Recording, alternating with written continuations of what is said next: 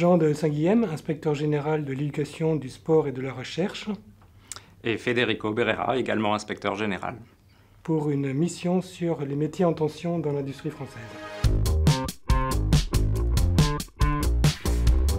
La France est le pays qui a subi la plus forte désindustrialisation en Europe.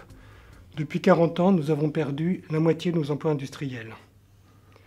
La part de l'industrie dans le PIB est 2 fois supérieure en Allemagne et 3 à 4 fois supérieure en Chine et en Corée. Nous avons donc perdu une grande part de notre souveraineté industrielle. On l'a vu, par exemple, avec les ruptures d'approvisionnement de médicaments d'intérêt thérapeutique majeur.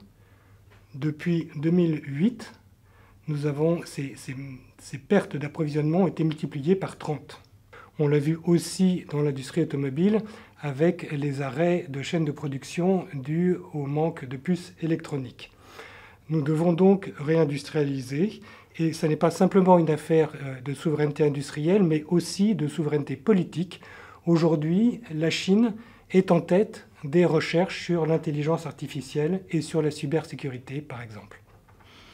Donc pour être une puissance technologique, le pays doit se doter d'une base industrielle forte qui nécessite cet effort de réindustrialisation. On observe aujourd'hui que dans le pays, plusieurs fonctions telles que des métiers dans la production, dans la maintenance, dans la logistique, sont des métiers pour lesquels il y a un manque de main-d'œuvre, et notamment à des niveaux de qualification intermédiaires que sont les bacs professionnels et les BTS. Avec l'IGAS et l'IGF, avec lesquels nous avons fait cette mission, nous avons établi un premier constat paradoxal, qui est que la somme des personnes en formation initiale et continue dans les métiers de l'industrie devrait en principe satisfaire tous les besoins d'ici à 2030, environ 30 000 emplois supplémentaires. Or, et c'est là le paradoxe, ce sont dans ces métiers de l'industrie que les tensions sont les plus fortes, et les plus fortes depuis de nombreuses années. Alors comment expliquer ce paradoxe? On l'explique par une très forte déperdition des publics qui sont en formation dans les métiers de l'industrie. Par exemple, pour les lycéens qui sortent du CAP ou d'un BTS, 1 an après leur entrée dans un métier, on s'aperçoit que seule la moitié, en réalité, ont un métier qui correspond à la formation, et donc ils ont migré vers des emplois non industriels.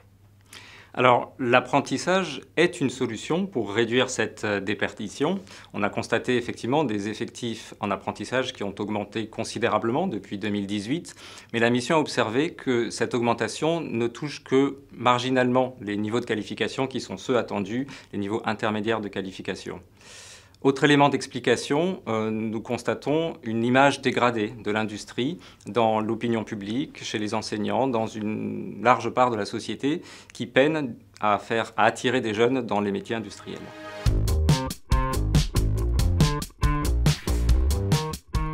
En premier lieu, il faut donc absolument changer l'image de l'industrie dans l'opinion publique, et ce, dès le collège, puisqu'on sait que c'est au stade du collège que se forment ces premières représentations collectives sur l'industrie et que se décident les choix d'orientation des enfants et de leurs familles. Pour cela, on a le programme Avenir Plus, on a une réforme de l'ONICEP en cours qui va donner de très bons résultats d'ici quelques années.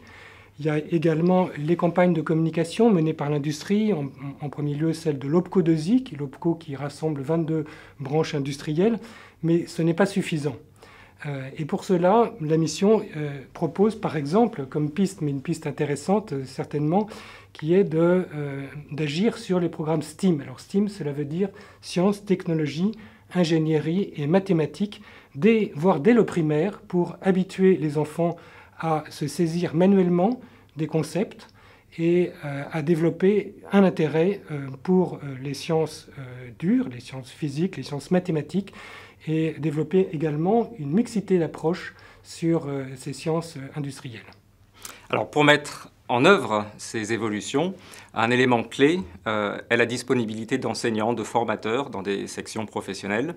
Donc un des enjeux majeurs est de rendre encore plus importante l'attractivité du métier d'enseignant, de formateur, mais également d'imaginer des dispositifs, de mettre en place des dispositifs de formation pour que ces enseignants puissent acquérir progressivement les compétences qui leur permettront d'intervenir dans ces filières industrielles. Et pour y parvenir, un des éléments clés qui peut permettre cette meilleure appropriation des compétences professionnelles, c'est un travail de pair avec les entreprises, de façon à ce que entreprises et monde de la formation, de l'éducation puissent coopérer du mieux possible. La mission a beaucoup insisté aussi sur ce lien avec les PME-TPE. Pourquoi ? Tout simplement parce qu'elles constituent 90% des entreprises industrielles en France et qu'elles sont uniformément réparties sur le territoire.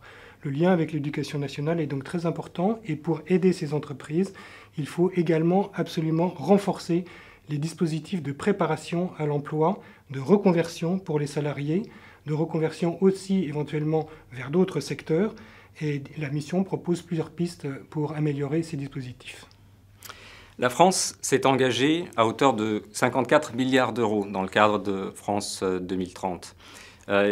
Il est important que ces moyens engagés par la Nation soient destinés en partie à cet effort qui a été mis en lumière par cette mission, l'effort de réindustrialisation, et qui passe par un accompagnement des structures qui permettent de mieux former les jeunes de demain. Car finalement, réindustrialiser, c'est l'intérêt de chacun, mais c'est l'affaire de tous.